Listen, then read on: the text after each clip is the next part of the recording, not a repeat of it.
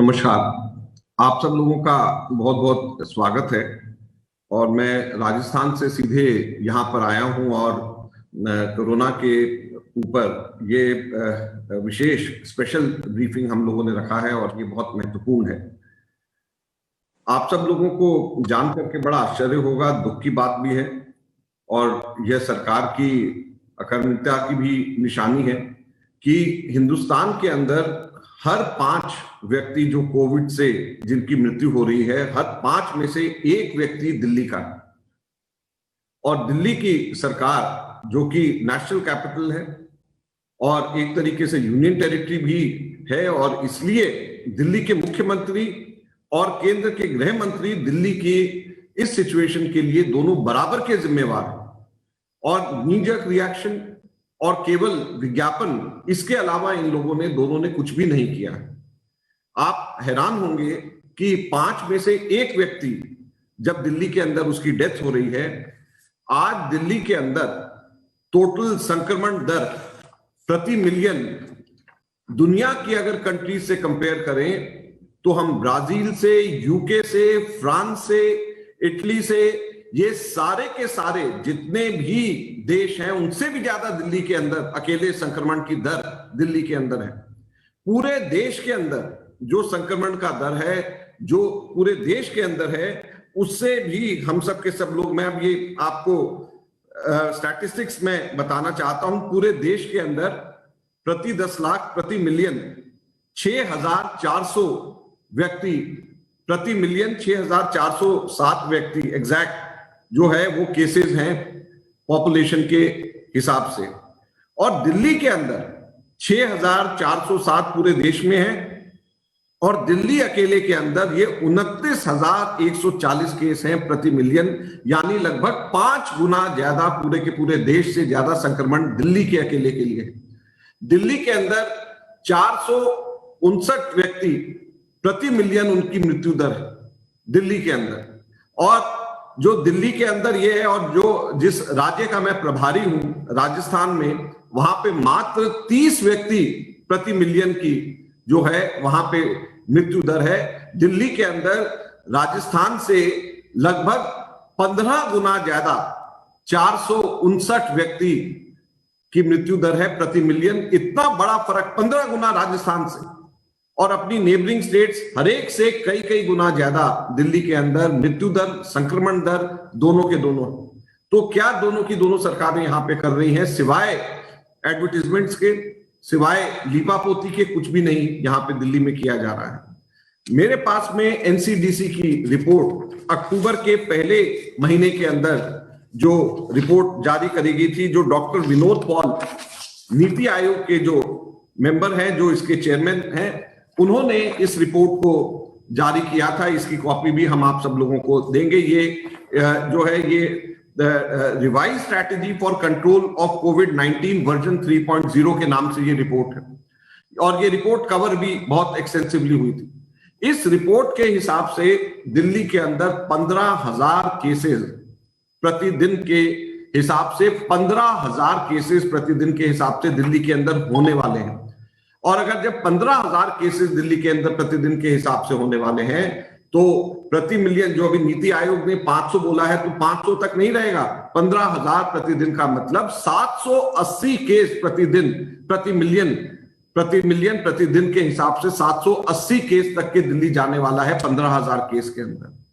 तो ये हमारे डॉक्टर वीके पॉल ने एनसीडीसी के जो की तरफ से उनके चेयरमैनशिप में ये रिपोर्ट जो है अक्टूबर पहले सप्ताह के अंदर दिल्ली सरकार को दे दी गई थी। तो इन्होंने क्या तैयारी करी है, आज हम लोग इनसे ये जानना चाहते हैं। और इस रिपोर्ट के अंदर कहा गया है कि 15,000 के हिसाब से 20% लोगों को टोटल दिल्ली के अंदर हॉस्पिटलाइजेशन की प्रतिदिन जरूरत पड़ेगी। और प्रतिदिन 20,000 की अगर आप हिसाब से अगर प्रतिदिन के हिसाब से अगर 15,000 का 20% अगर लगाएं तो प्रतिदिन 3,000 लोगों को हॉस्पिटलाइजेशन की, एडिशनल हॉस्पिटलाइजेशन की जरूरत पड़ेगी। डॉक्टर महेश वर्मा कमेटी जो पहले बनाई गई थी, उसने कहा था कि जितने हॉस्पिटल बेड्स हैं उसका 20% आईसीयू के लिए होने चाहिए। यानी इस 3,000 का 20% 600 के करीब प्रतिदिन आईसीयू के बेड्स की जरूरत होनी चाहिए। अब जो है आईसीयू बेड्स की स्थिति देख लें। ये अभी जो है 4 बजे का डैशबोर्ड है दिल्ली सरकार का, ये मेरे पास में है, इसकी कॉपी भी मैं आपको भेज रहा हूं। इसके अंदर टोटल वेकेंट जो हमारे आईसीयू बेड्स हैं दिल्ली के अंदर, टोटल वेकेंट आईसीयू बेड्स मिला करके 603 है सिर्फ। यानी सिर्फ एक दिन का एडिशनल दिन का सिर्फ आईसीयू के बेड्स अवेलेबल है।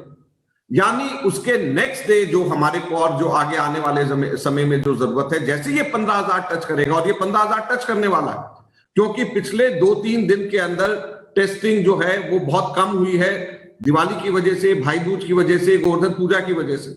और ये इनके रिकॉर्ड है 50,000 से सीधे 21,000 15,000 के करीब सिर्फ टेस्ट हुए हैं, जो कि 50,000 होते थे। और अमित शाह जी ने और केजरीवाल जी ने दोनों ने जो मीटिंग दी है उसमें कहा है कि हम 1 लाख तक के टेस्ट लेकर के जाएंगे। तो जैसे ही 1 लाख तक टेस्ट लेकर के जाएंगे और 15% अगर पॉजिटिविटी रेट रहेगा जो अभी है, तो 15,000 तो ऑटोमेटिकली आएगा ही आएगा। और जैसे ही आएगा वैसे ही आईसीयू के ऊपर दबाव पड़ेगा। तो उसकी क्या तैयारी अभी करी जा रही है? इनके खुद के अपने डैशबोर्ड ये कहता है कि मात्र 600 बेड इनके खाली हैं और ये सिर्फ एक दिन का ही बोझ ले पाएगा, उससे ज्यादा का बोझ ये ले पाने की स्थिति के अंदर नहीं है। तो आज जब दिल्ली की स्थिति पूरे हमारे देश के अंदर, मैंने आपको जैसे बताया, जो एवरेज संक्रमण है दिल्ली 5 गुना उससे आगे, दिल्ली के सारे राज्यों में सबसे ऊपर है। ये पूरे राज्य का हमने एक चार्ट बनाया है, पूरे हर राज्य का दिल्ली के साथ में, जिसका संक्रमण दर प्रति मिलियन पॉपुलेशन के हिसाब से करा है।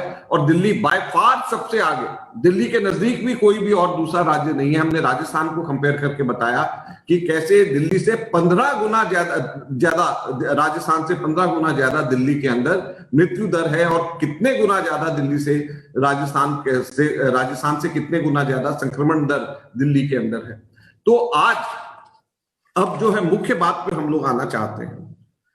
केजरीवाल जी ने नी जर्क रिएक्शन में, जो हमेशा इनका हॉलमार्क रहा है दिल्ली सरकार और केंद्र सरकार का, नी जर्क रिएक्शन में उन्होंने कहा है कि सेलेक्टिव चुने हुए मार्केट्स को बंद हम लोग करेंगे। इससे ज्यादा खराब पॉलिसी डिसीजन नहीं हो सकता है कि चुने हुए मार्केट्स को आप लॉकडाउन करेंगे। इससे ज्यादा खराब डिसीजन नहीं हो सकता है। मैं फिर ये कहना चाहता हूं, आज की हमारी हेडलाइन, हमारा मेन एम्फेसिस हमारी प्रेस कॉन्फ्रेंस का यह है, केजरीवाल जी मैं हाथ जोड़ करके निवेदन करता हूं, दिल्ली की जनता पर रहम खाएं और चुन करके सिलेक्टिव लॉकडाउन मार्केट्स की ना करें। हॉटस्पॉट मार्केट के अंदर होता है, लेकिन हॉटस्पॉट मार्केट में इसलिए होता है कि कस्टमर जो वहां पर आते हैं उसकी वजह से वो मार्केट हॉटस्पॉट होता है। तो अगर आप मार्केट को जो बंद कर देंगे जहां पर ज्यादा आपको लग रहा है कि संक्रमण है, तो आप जब कस्टमर एक मार्केट जो बंद होगा उसकी जगह दूसरे पे जाएंगे, तो आप हॉटस्पॉट एक मार्केट से शिफ्ट करके दूसरी जगह के ऊपर भेज रहे हैं। और जिसने खरीदना है, जिसने खरीदारी करनी है, उसने तो खरीदारी करनी ही करनी। अगर लाजपत नगर बंद कर देंगे तो डिफेंस कॉलोनी से खरीदेगा, डिफेंस कॉलोनी बंद कर देंगे तो ग्रेटर कैलाश से खरीद लेगा, अगर वो तीनों के तीनों आप बंद कर देंगे तो कालका जी से खरीद लेगा, कालका जी भी ये बंद कर देंगे तो कहीं और से खरीद लेगा। तो जब एक मार्केट खुलेगी और 3 बंद होंगी, या 2 मार्केट बंद होंगी 4 खुलेंगी, तो आप सभी जितने भी कस्टमर्स हैं उनको आप एक जगह के ऊपर जब धकेल रहे हो, तो कंसंट्रेशन जब कस्टमर्स की बढ़ेगी तो वहां पर आप जो है इसको फैलाने में, संक्रमण फैलाने में मदद नहीं कर रहे हैं, तो क्या कर रहे हैं? इसलिए हमारा यह कहना है कि लॉकडाउन हो तो सभी जितने भी मार्केट्स हैं उन सभी का लॉकडाउन होना चाहिए, चुनिंदा मार्केट का लॉकडाउन नहीं होना चाहिए। हाँ, अगर आपके किसी और कंसिडरेशन में, अगर आर्बिट्ररी पावर्स आप यूज करके जिसका मन आए और जिस मार्केट एसोसिएशन ने सेवा कर दी उस मार्केट को खोल दिया, उस दूसरे को बंद कर दिया, या बंद को जब खोलना हो तो सेवा हुई और उसको खोल दिया गया, अगर आपके दिमाग में ये है तो मैं कह नहीं सकता, नहीं तो कोई और कारण, कोई और औचित्य हो ही नहीं सकता कि आप जो है 4 में से 2 मार्केट खोल दें और 2 मार्केट बंद कर दें, ताकि भीड़ जो है 4 मार्केट की एक जगह के ऊपर आए और जो दूसरी जगह के ऊपर जहां पर भीड़ होगी वहां पे सबके सब चीजें हो। ये ऑड इवन की तरह नहीं हो सकता, ये एक मार्केट बंद और एक मार्केट खुले की तरीके से नहीं हो सकता। आप अगर जो है इसको स्प्रेड जो इवन हो रहा है बराबर से उसको अगर आप जो है एक जगह के ऊपर सारे कस्टमर्स को भेजोगे तो आप सारे कस्टमर्स को जो इसके अंदर संक्रमित नहीं भी है आप उनको भी रिस्क के अंदर डाल रहे हो, और इससे खराब पॉलिसी डिसीजन नहीं हो सकता है। मैं अपने 15 साल 20 साल के एडमिनिस्ट्रेटिव एक्सपीरियंस के आधार पे केजरीवाल जी आपको सलाह दे रहा हूं, कृपया करके इसको वापस लें। बंद करना है मार्केट तो सारे के सारे मार्केट्स को बंद करें, आप पिक एंड चूज ना करें, आप मार्केट का सिलेक्टिव बंद ना करें। मैं आज आपको ये सलाह देना चाहता हूं, इससे खराब डिसीजन नहीं हो सकता। आप दिल्ली के अंदर इतना तेजी से फैलाएंगे कि आप अंदाजा नहीं कर सकते। दूसरा, हम लोग केजरीवाल जी को और अमित शाह जी से कहना चाहते हैं कि दिल्ली के अंदर आईसीयू के बेड्स को पूरी ताकत लगा करके आप लोग बढ़ाएं। केजरीवाल जी, जो आपने अभी 32 करोड़ रुपया अपने दिवाली बैश पे जो खर्च किया है एडवर्टाइजमेंट के ऊपर, अगर 32 करोड़ रुपया वो खर्च नहीं किया होता आपने फुल पेज एडवर्टाइजमेंट्स के ऊपर और दूसरी जगहों के ऊपर, तो आपको मैं कहना चाहता हूं दिल्ली में 600 आईसीयू के बेड्स इसी 32 करोड़ रुपए के आप और ऐड कर सकते थे। इस 32 करोड़ रुपए में 600 आईसीयू के बेड्स और ऐड हो सकते थे, जो आपने अपने दिवाली के ऊपर आपने पूरे दिल्ली के अंदर खर्च किया अपनी फोटो चमकाने के लिए, और आपको आप और सारे मीडिया हाउसेस को ऑब्लाइज करने के लिए आपने जो एडवर्टाइजमेंट का जो कमाल 32 करोड़ रुपए का किया है, उस 32 करोड़ रुपए में 600 बेड्स आप आईसीयू के और ऐड कर सकते थे। आपने कुछ भी एक भी बेड ढंग से आप ऐड नहीं कर पा रहे। सेंट्रल गवर्नमेंट को कह रहे हैं कि वो ऐड करें, प्राइवेट हॉस्पिटल्स को कह रहे हैं कि वो अपने बेड्स खोलें। दिल्ली सरकार के अपने 12,000 बेड्स हैं, तो उन 12,000 बेड्स में से आपको चाहिए कि ज्यादा से ज्यादा आप आईसीयू के अंदर शिफ्ट करें, कन्वर्ट करें, और जितने आप कन्वर्ट करेंगे तब आप दूसरों को कह सकते हैं कि हम लोगों के बेड जो हैं हमने किया और आप भी करें। तो मुख्यतः दिल्ली के अंदर इस वक्त दिल्ली संक्रमण के टिप ऑफ पे खड़ी है। हमारे सत्येंद्र जैन जो हेल्थ मिनिस्टर हैं वो कहते हैं कि दिल्ली ऑलरेडी पीक देख चुकी है। ये बिल्कुल सरासर गलत है। दिल्ली में पीक खुद एनसीडीसी इनकी कह रही है, भारत सरकार की कह रही है कि पीक अभी आना है। खुद जो है हेल्थ डिपार्टमेंट का सर्कुलर हेल्थ डिपार्टमेंट के अपने ऑफिशियल से मानते हैं कि पीक अभी आना है, दिवाली अभी गई है। तो जब ऐसी स्थिति है तो आप लोगों को भ्रमित ना करें, बल्कि लोगों को बताएं कि घर में ही रहें और बाहर तभी निकले जब बहुत ज्यादा जरूरी है। तो इसलिए हम ये कहना चाहते हैं कि पूरी की पूरी तरीके से मार्केट्स बंद होनी चाहिए, सिलेक्टिव नहीं होना चाहिए। वर्क फ्रॉम होम आपको एनकरेज करना चाहिए, सभी के सभी जितने ऑफिसेज हैं उसमें वर्क फ्रॉम होम वहां से होना चाहिए। इसको एनकरेज करें ताकि लोग बाहर कम निकलें। मेट्रो जो है उसको आपको मेट्रो को से ही भी और फैलता है, तो उसको कितना चलाना चाहिए आपको उस चीज को भी देखना चाहिए। लेकिन फिर मैं ये कहना चाहता हूं कि ये सर्विसेज और मार्केट्स को सीमित तौर पे नहीं होना चाहिए। मेट्रो अगर चले तो बिल्कुल चले, नहीं चले तो बिल्कुल नहीं चले। ये नहीं कि आप सर्विसेज मेट्रो की कम कर दें, सीमित कर दें, ताकि जितने लोग मेट्रो में चलने वाले लोग हैं वो कंसंट्रेट होकर के जाएं। तो ये स्ट्रैटेजी आपकी बिल्कुल गलत है कि जब आप मेट्रो को अगर पूरे दिन चलने की जगह कुछ ही घंटे चलाएं, और तो उसके अंदर वो कुछ ही घंटों के अंदर आप अपनी मेट्रो के पैसे तो बचा सकते हैं, लेकिन उससे नुकसान ये होगा कि सभी के सभी कंसंट्रेशन वहां पे उसमें बढ़ जाएगी और लोग उसमें ज्यादा तादाद में आएंगे।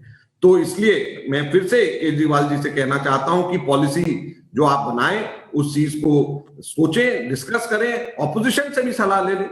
हम लोग तो अपने एडमिनिस्ट्रेटिव एक्सपीरियंस के हिसाब से आपको सलाह हम देना चाहते हैं और दिल्ली की जनता के इंटरेस्ट में सलाह देना चाहते हैं। इसलिए हम ये कहना चाहते हैं कि दिल्ली को आपको स्लो करना चाहिए। दिल्ली के अंदर जो भी गतिविधियां हम लोगों की हो रही हैं, और लॉकडाउन अगर हो तो सभी मार्केट्स की लॉकडाउन हो। सिलेक्टिव लॉकडाउन दिल्ली के अंदर उससे खतरनाक, उससे खराब चीज नहीं हो सकती।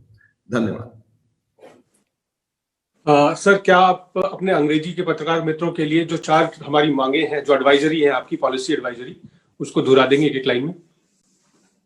It is unfortunate that at the moment, every 5 person in the country who are dying because of COVID, 1 belongs to Delhi.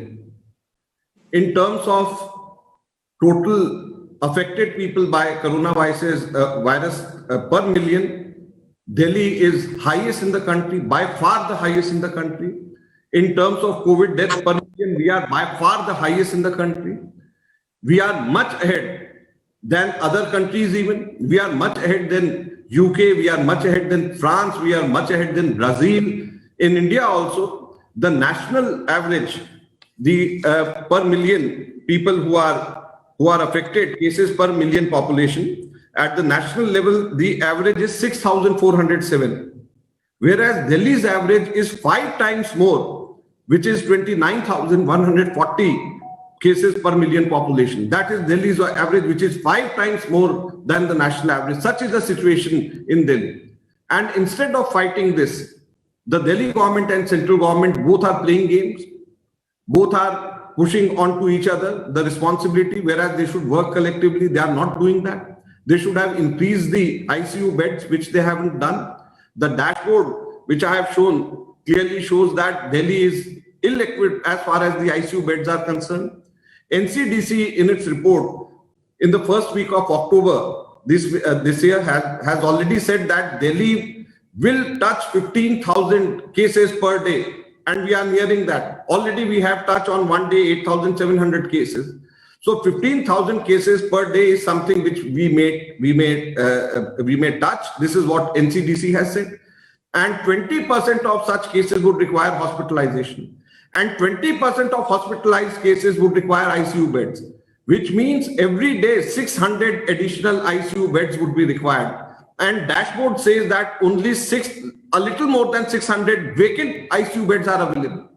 So if we touch 15,000, as we are going to in any case, touch 15,000 cases per day, the total number of ICU beds would be, which we are supposed to require, the existing vacant beds would be covered in just one day. So why isn't the Delhi government and central government preparing themselves together to increase the ICU beds in Delhi? That is something which is immediately required. Most importantly, the way, the haphazard manner and the knee-jerk reaction with which the Delhi government is reacting towards this challenge, it shows very sorry state of affairs.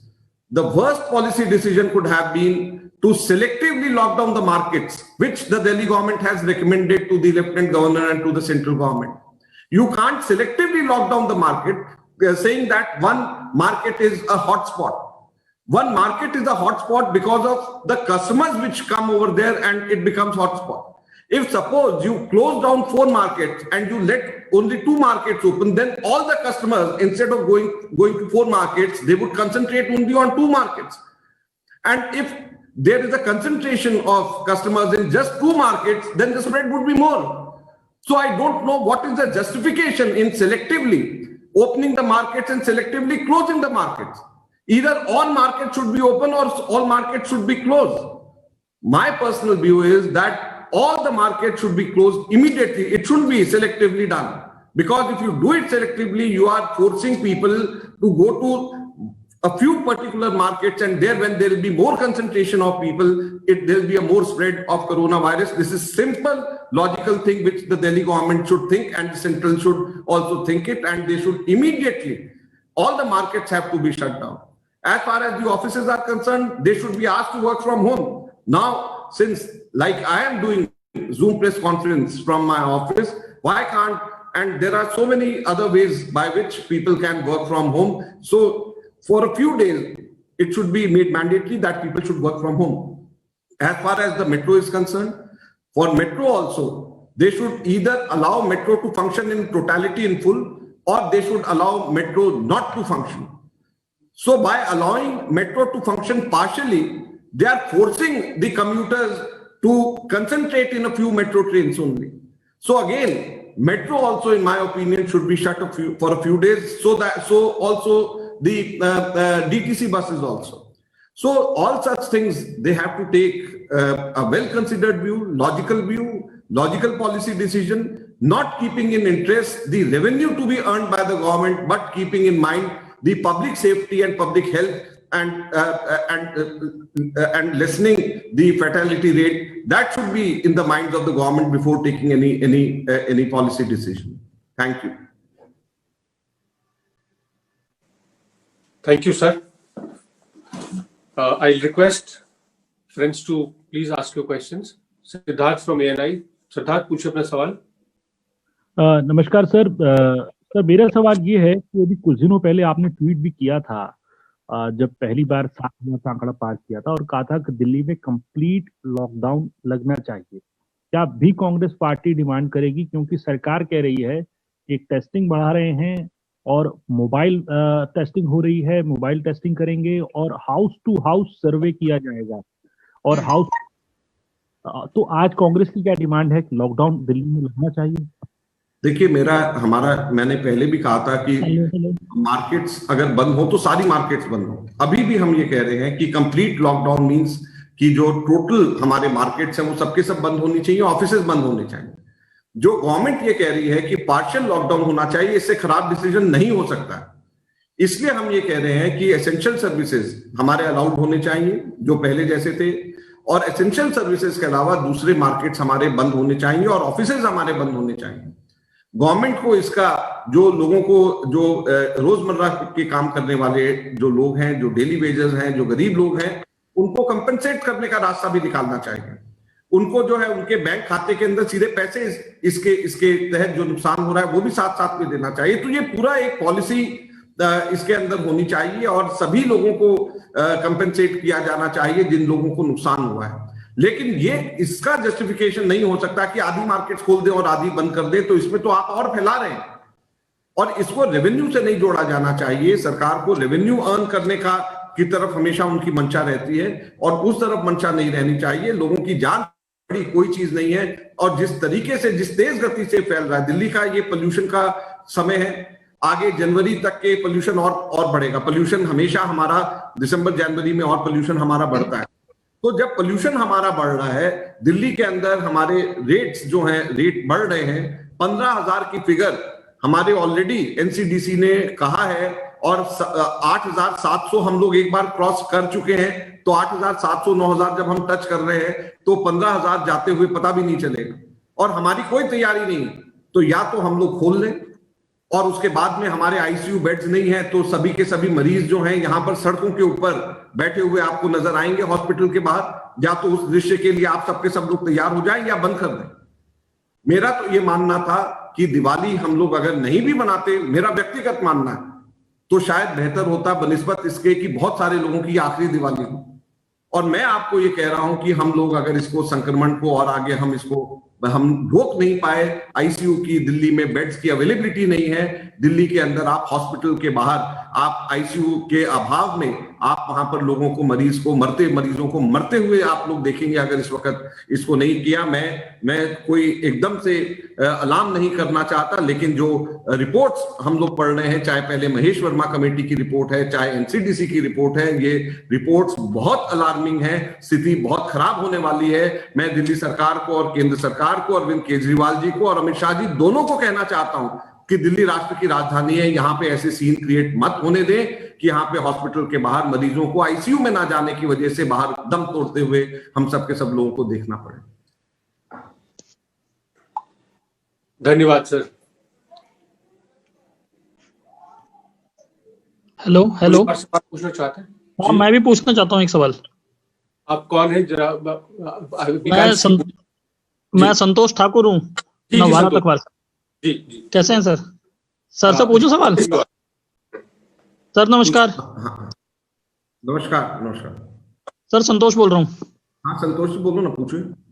Sir मैं ये पूछना चाह रहा था, जैसे आपने बोला कि यहाँ पे पार्शली नहीं लगना चाहिए दिल्ली में, ना तो मेट्रो बंद होनी चाहिए, अगर होना चाहिए तो मतलब कि टोटलिटी में होना चाहिए। तो सेम एडवाइस आपकी क्या महाराष्ट्र के लिए भी है? क्योंकि वहां पे भी गवर्नमेंट जो है, सेंट्रल गवर्नमेंट कह रही है कि भाई लोकल जो है टुकड़ों में चलानी चाहिए, ब्रेक कर करके चला रहे हैं। देखिए महाराष्ट्र बहुत बड़ा स्टेट है और दिल्ली बहुत कॉम्पैक्ट छोटी सी जगह है। महाराष्ट्र में अगर मान लीजिए आप नागपुर बंद करेंगे तो लोग शॉपिंग करने के लिए पूना नहीं जाएंगे, इतना बड़ा महाराष्ट्र है। लेकिन दिल्ली के मुंबई की बात कर रहा हूँ, मुंबई में लोकल वो वैसे चला रहे हैं, मतलब कि देखिए जो ट्रांसपोर्ट है चलाना वो एक दूसरी चीज है। मैं partial lockdown in terms of markets की मैं बात कर रहा हूं और कहीं पर भी ये लॉजिकल नहीं है कि आप पार्शियली बंद करें किसी चीज को या आप टाइमिंग्स को लिमिट करें। ये कोई समझदारी नहीं है, बल्कि इसमें लोगों को अगर मान लीजिए ज्यादा समय मिलता है, अगर मान लीजिए जो गाड़ियां सुबह 10 से 5 बजे तक सिर्फ चलती हैं और 1 लाख कम्यूटर्स हैं, वो सबके सब 1 लाख कम्यूटर्स 10 से 5 ही जाएंगे। लेकिन अगर आप उसको सुबह 6 बजे से लेकर के रात को 12 बजे तक कराएंगे तो वो 1 लाख कम्यूटर्स जो हैं वो 8 घंटे की जगह जब उनको 14 घंटे मिलेंगे तो कंसंट्रेशन कम हो जाएगी। तो ये लॉजिकल सीधे के सीधी एक 1+1=2 वाली बात है। तो इसमें तो कहीं पर भी किसी को कोई वो नहीं होना चाहिए। और मेरे जो है हर राज्य सरकार और केंद्र सरकार को हर जगह के लिए यही एडवाइस है। मैं ट्रांसपोर्ट मिनिस्टर भी दिल्ली में रहा, अर्बन डेवलपमेंट मिनिस्टर भी रहा, मैंने अर्बन ट्रांसपोर्ट को बहुत नजदीकी से देखा है। और मैं इस वजह से मैं कह सकता हूं कि इसके अंदर, और ये बड़ा लॉजिकल बात है, या तो लॉजिकल तरीके से कोई और इसको दूसरा रास्ता समझा दे। सर वो तो हम जानते हैं, सीएनजी तो आपकी देन है दिल्ली को। जी जी, थैंक यू। अगला सवाल सीमा गिल पूछना चाहती हैं। सीमा जी, अनम्यूट कर लीजिए अपने आप को।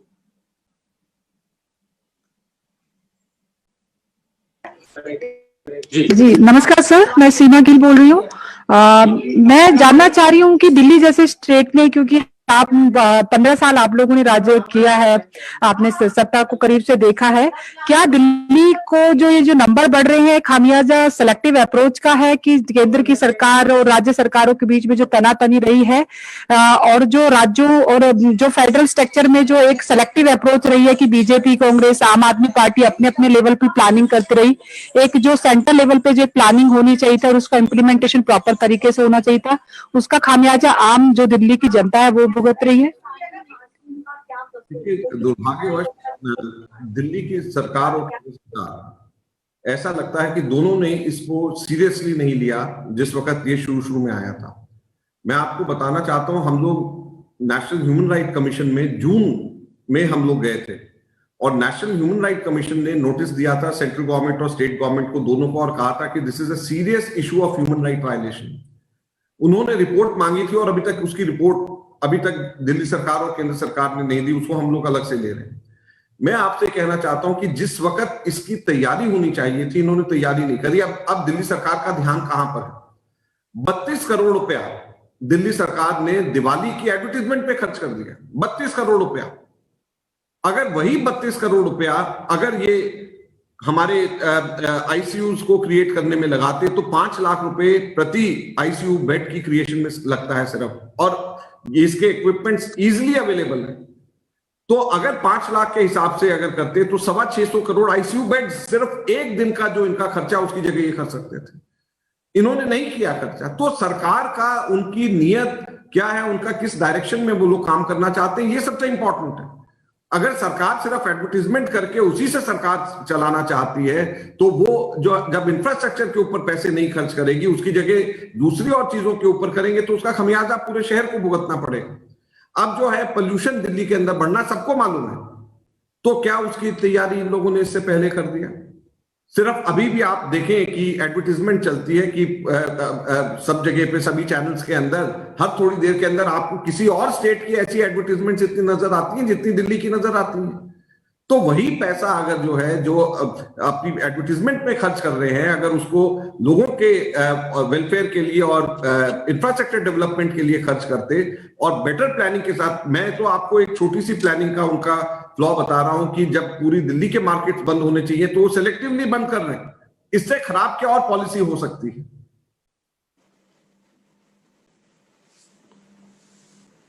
जी, थैंक यू सर। अगला सवाल तनुल कागरा है, टोटल टीवी से। Tarun ji, good evening sir. Good evening sir, ये कोरोना जब से फैला है तब से ट्रेस, टेस्टिंग और फिर ट्रीटमेंट को हम ज्यादा तरजीह देते आए हैं। 1 लाख टेस्ट दिल्ली में किए जाएं, इस तरह का केंद्र का भी निर्देश आया है। आपको लगता है कि ट्रीट और ट्रेसिंग और टेस्टिंग से ज्यादा ध्यान अब ट्रीटमेंट पर सरकार को करना चाहिए? और दूसरा ये है कि क्या ऑल पार्टी मीटिंग भी केंद्र सरकार को बुलानी चाहिए ताकि जो प्रशासनिक अनुभव हैं विपक्षी पार्टियों के नेताओं के पास, उनका भी फायदा देश की जनता को हो सके? देखिए, ऑल पार्टी मीटिंग भी बुलानी चाहिए, जैसे मैंने तो खुद कहा कि भी और सब लोगों से पूछना चाहिए कि क्या करना चाहिए, सबसे पूछ करके इसको निर्णय लेना चाहिए ताकि सरकार कई कठिन निर्णय ले सके। कठिन निर्णय लेने में दिक्कत ये होती है कई बार कि सरकार को लगता है कि ये कठिन निर्णय से बहुत लोग नाराज होंगे। तो जब ऐसा लगता है तो सभी पार्टी के नुमाइंदों को बुलाएं ताकि सभी लोगों के ऊपर ये बात रहे। और हम जैसे लोग, कांग्रेस खास तौर पे जिम्मेवार पार्टी है, हम तो जिम्मेवारी वाले सुझाव हम लोग देंगे। दूसरा, हम ये कतई नहीं कह रहे कि टेस्टिंग की जगह दूसरा करना चाहिए, हम तो ये कह रहे हैं कि टेस्टिंग भी बढ़ाना चाहिए। अब जब से अमित शाह जी ने 1 लाख बोला है टेस्टिंग होना चाहिए, मीटिंग में तय किया और हम लोगों ने सुना, जब से टेस्टिंग 50,000 की जगह 21,000 हो गई। तो टेस्टिंग जब बढ़ाने का फैसला हुआ तो टेस्टिंग आधी क्यों हो गई? और दूसरा, टेस्टिंग जो है वो RT-PCR टेस्ट होना चाहिए, रैपिड एंटीजन टेस्ट नहीं होना चाहिए। रैपिड एंटीजन टेस्ट नकली टेस्ट है। राजस्थान के अंदर एकमात्र राजस्थान ऐसा प्रदेश है और दूसरा तमिलनाडु, 2 ऐसे प्रदेश हैं जो रैपिड एंटीजन टेस्ट कर ही नहीं रहे हैं। वो सिर्फ RT-PCR जो गोल्ड स्टैंडर्ड टेस्ट है वही कर रहे हैं, और राजस्थान सिर्फ RT-PCR टेस्ट कर रहा है, जिसका नतीजा हम सब लोगों के सामने है। राजस्थान सबसे अच्छा शहर है। तो रैपिड एंटीजन टेस्ट में थोड़े समय के लिए तो सरकार के जब फिगर्स कम आते हैं, क्योंकि उसकी फॉल्स नेगेटिविटी बहुत हाई होती है, लगभग 60% false negativity rapid antigen test का है, तो बहुत सारे सरकार को अच्छा लगता है कि उनके जो टोटल संख्या है वो कम नजर आती है। लेकिन ये स्प्रिंग है, आप अगर इसको आर्टिफिशियली दबाएंगे तो थोड़े टाइम बाद जैसे ही खोलेंगे वो उछलकर आप ही के ऊपर आएगा। तो इसलिए सरकार को जो है टेस्ट की संख्या बढ़ानी चाहिए, लेकिन RT-PCR होना चाहिए, रैपिड एंटीजन नहीं होना चाहिए। साथ में ICU के ऊपर ध्यान देना चाहिए, और रैपिड एंटीजन की जगह जो RT-PCR टेस्ट है वो 1 लाख RT-PCR टेस्ट ही होने चाहिए, रैपिड एंटीजन उसमें नहीं होना चाहिए। धन्यवाद सर। एक सवाल IANS से सैयद भी पूछना चाहते हैं। सैयद सर, हमारे 2 सवाल हैं। एक तो आपने जो कंप्लीट लॉकडाउन की बात की, तो इकोनॉमी को कैसे फिर आगे बढ़ाएंगे, क्योंकि दिल्ली में लगातार इकोनॉमिक प्रेशर बहुत है सरकार पे। दूसरा सवाल सर इससे इतर है कि जो पार्टी के भीतर बिहार रिजल्ट्स के बाद सवाल उठे हैं, उस पर पार्टी का क्या कहना है? देखिए, आज तो ये स्पेशल ब्रीफिंग है, तो इसलिए मैं सिर्फ कोरोना वाली बात प्रश्न को ही हम लोग लेंगे। और इसमें जो है इकोनॉमिक एक्टिविटी के बारे में, जैसे आपने कहा, इसके इकोनॉमिक रिपरकशंस, मेरा ये मानना है कि इंसान की जान से ज्यादा कीमती कोई चीज नहीं होती। और जिस डायरेक्शन में हम जा रहे हैं उस डायरेक्शन के अंदर किस प्रकार से हम लोगों की जानों को बचा सकते हैं, ये सबसे महत्वपूर्ण है। और इसके अंदर जो हमारे घर में एल्डरली लोग, काम करने वाले लोग, अगर उनकी मृत्यु संक्रमण से हो जाती है तो पूरी की पूरी फैमिली के ऊपर उसका economic impact, long term impact पड़ता है। तो क्या हम उस चीज को भूल जाएं? आज दिल्ली के अंदर मृत्यु दर दुनिया में सबसे ज्यादा है, दिल्ली से कम। अब मैं आपको बताऊं कि दिल्ली से कम हमारे कोविड केस की जो है, जैसे दिल्ली का मैंने कहा कि 29,140 संक्रमण दर है, यूके के अंदर 20,000 है, और फ्रांस के अंदर इससे भी कम है।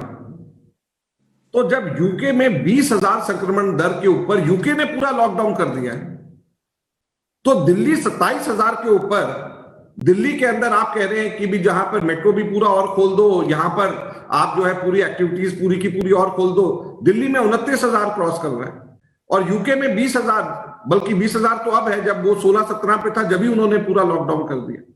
दुनिया में इतना हाई संक्रमण दर दिल्ली में जितना है उतना कहीं पर भी इस वक्त नहीं है।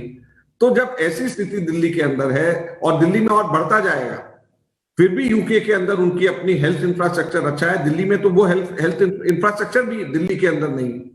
तो ऐसी स्थिति के अंदर क्या हम ये इस डायरेक्शन में जाएं कि लोगों को ऐसी इतना संक्रमण हो जाए कि दिल्ली के अंदर लोगों को ICU के बेड्स ना मिलने की वजह से हॉस्पिटल के बाहर स्ट्रेचर्स के ऊपर वो अपना दम तोड़ते हुए, ये आप सबके सब लोग टीवी पे और न्यूज में अगर दिखाना चाहते हैं, मैं आपको भी वार्न कर रहा हूं कि अगर ये नहीं किया गया तो आगे आने वाले समय में ऐसी भयावह स्थिति में दिल्ली में आ सकती है। क्योंकि अभी पोल्यूशन की दौर दिल्ली में शुरू हुआ है, अभी नवंबर भी खत्म नहीं हुआ, और दिसंबर और जनवरी आते आते आप पिछले सालों को याद रखें, ये नवंबर, दिसंबर, जनवरी तक के पोल्यूशन दिल्ली में रहता है, और ये संक्रमण का दौर उस समय पे और पीक में जब जाएगा तो दिल्ली के क्या हालात होंगे। धन्यवाद सर। अगला सवाल एक जैनेन्द्र जी पूछना चाहते हैं, छोटा सा सवाल ABP से। Jainendra ji. Thank you sir. Sir 2 सवाल है। एक तो जो आप केजरीवाल जी का जो स्पेशल दिवाली पूजा था उसका आप एक 30 करोड़ प्लस कुछ कह रहे हैं खर्च, तो ये एस्टिमेटेड है सर, ये इसका कुछ मतलब ये जो फिगर है इसके पीछे क्या आधार है? और दूसरा सर, गुपकार अलायंस को लेकर के जो अमित शाह ने टारगेट किया, हालांकि उसका जवाब कांग्रेस ने दिया है कि गुपकार अलायंस का हिस्सा नहीं है कांग्रेस पार्टी, लेकिन आपके ही जम्मू कश्मीर के प्रदेश अध्यक्ष ने कहा था कि कांग्रेस जो है वो पीडीपी एनसी के साथ लोकल बॉडी चुनाव लड़ने जा रही है। तो कांग्रेस के ऊपर जो चार्जेस लग रहे हैं, इस पर आपको क्या कहना है? देखिए, कांग्रेस इस बात पे तो अभी बाद में आएंगे। आपका पहला प्रश्न जो दिल्ली के कोविड को लेकर के है, मैं समझता हूं कि ये बहुत महत्वपूर्ण प्रश्न है, क्योंकि दिल्ली जो कोविड की स्थिति से जो हम लोग दिल्ली में गुजर रहे हैं वो बहुत महत्वपूर्ण है। और मैंने 32 से 35 करोड़ रुपए के जो फिगर्स बताए हैं, ये इंटरनल जानकारी है जो दिल्ली के अंदर दिल्ली सरकार ने इसकी तैयारी के लिए केवल एडवर्टीजमेंट्स में और दूसरी सब चीजों में खर्च किया है। फुल पेज एडवर्टीजमेंट्स और जो टीवी चैनल्स में जो आधा घंटा का स्लॉट आप सब लोगों के चैनल्स में जो दिखाया गया है, ये उसका खर्चे का अनुमान है। और इसके अलावा भी जो ऑर्गेनाइज करा गया होगा, इसका खर्चा भी अलग, लेकिन ये 32 करोड़ रुपया का लगभग जो खर्चा हुआ है, ये हमारे को इंटरनली उनके गवर्नमेंट सोर्सेस से हम लोगों को एक जानकारी मिली है। जहां तक के अलायंसेस की बात है, तो मैं तो सिर्फ इतना याद दिलाना चाहूंगा बीजेपी को कि वहां पर जो पिछली सरकार थी पीडीपी के साथ में मिलकर के, वो बीजेपी नहीं बनाई थी। तो अब बीजेपी जो है वो इस चीज का जवाब दे कि पीडीपी के साथ में मिलकर के उन्होंने क्यों अलायंस बनाया था उस वक्त, और जब चाहे जिसके साथ मिल जाएं, जब चाहे नहीं मिले तो कांग्रेस के ऊपर उस चीज को बात करें। अगर सबसे ज्यादा नजदीकी संबंध किसी के रहे हैं पीडीपी के साथ में गत दिनों के अंदर, तो वो बीजेपी के रहे। तो बीजेपी सबसे पहले इस चीज को बताए, अमित शाह जी अपने संबंध उनके पीडीपी के साथ में क्या रहे और उनके साथ में मिलकर के सरकार उन्होंने क्यों बनाई, तो इस चीज का जिक्र करें। और मुझे अभी भी याद है कि जम्मू कश्मीर के पिछले इलेक्शंस के अंदर, पूरे इलेक्शंस के अंदर वो बोलते रहे कि या तो जो है बाप बेटे की सरकार या बाप बेटी की सरकार में से एक क्यों बनाओगे आप, बीजेपी को वोट दो। और उसके बाद में उन्होंने उस चीज से पीछे हट करके उन्होंने ही दामन थामा पीडीपी का और मिलकर के उन्होंने उनके साथ में सरकार बनाई। तो जब अपनी गवर्नमेंट बनाने के लिए पीडीपी के हाथ पकड़ करके वो सरकार बना सकते हैं, तो अब कांग्रेस से क्यों पूछ रहे? क्या मॉरल अथॉरिटी है उनकी कांग्रेस से पूछने के लिए, जब उनके खुद के पीडीपी के साथ में मिलकर के उन्होंने सरकार बनाया हुआ है?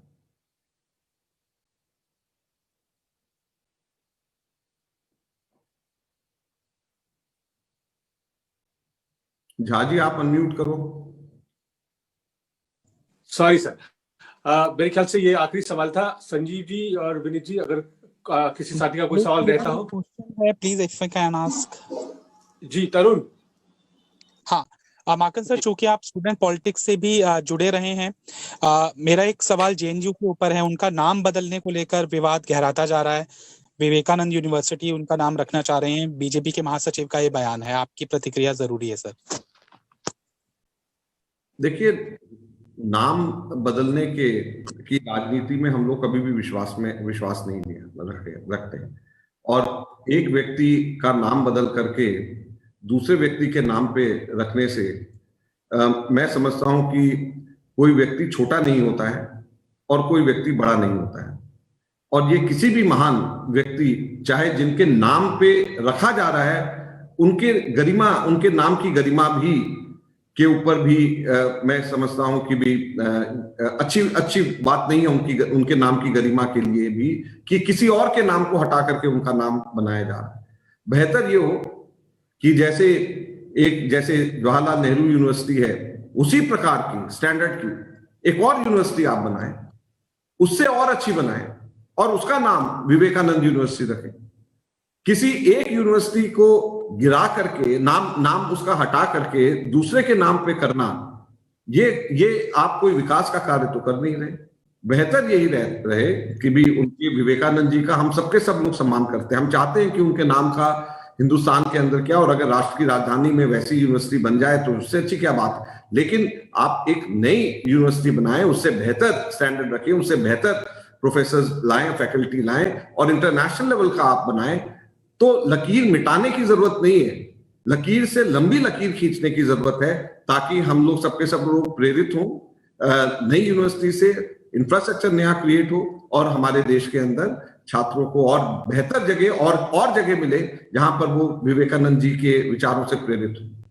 बाकी आपको मैं ये बताना चाहूंगा कि विवेकानंद जी से मेरा बड़ा पुराना नाता है, क्योंकि उनका और मेरा दोनों का जन्मदिन एक ही है। वो भी 12 जनवरी के हैं, मैं भी 12 जनवरी का हूं, तो इसलिए मैं कह सकता हूं कि विवेकानंद जी के नाम पे होना चाहिए। मैं खुद बचपन से उनका बहुत बड़ा अनुयायी रहा हूं और उनके नाम पे होना चाहिए, लेकिन नया बनाए, बेहतर बनाए, जेएनयू से बेहतर बनाए, वो होना चाहिए।